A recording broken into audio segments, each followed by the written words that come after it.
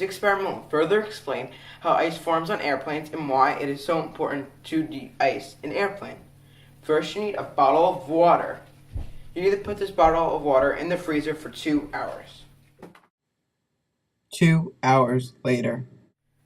The metal on a real plane gets extremely cold. When these water droplets in the atmosphere drop onto the airplane, they freeze instantly.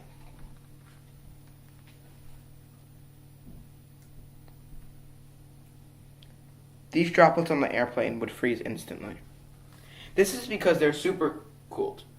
They are at or below 32 degrees, but have not fully formed to ice. When they hit the airplane, they fully form into ice. An airplane is flying from San Francisco to New York City. It's going to get iced.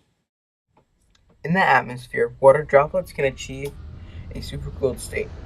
This means that the water is below 32 degrees, but it's not frozen. When a plane flies through these clouds, which contain these water droplets, when these water droplets strike the airframe, they freeze instantly. This creates a hazard to the airplane.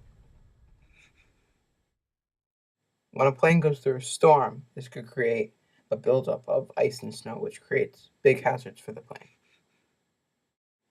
This picture shows you the wing of an airplane and how the buildup of ice can create crystals around the wings, which can create hazards to the plane. NASA's Glenn Research Center utilizes an icing research center, which studies the icing conditions for airplanes. NASA uses a simulation software called LEWICE.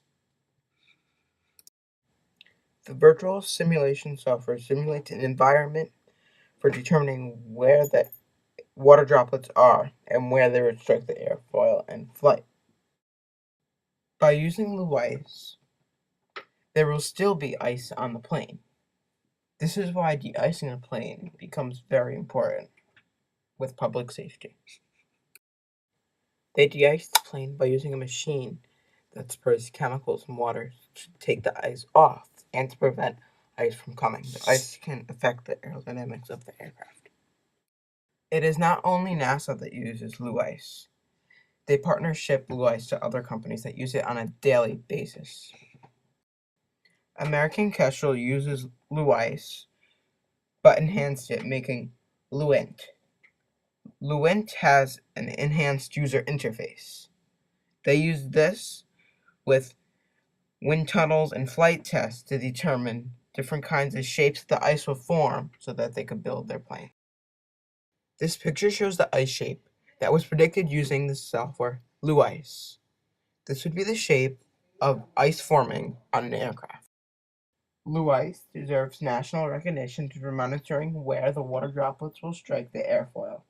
NASA developed LEWICE in 1980 and is still using it. That deserves some recognition.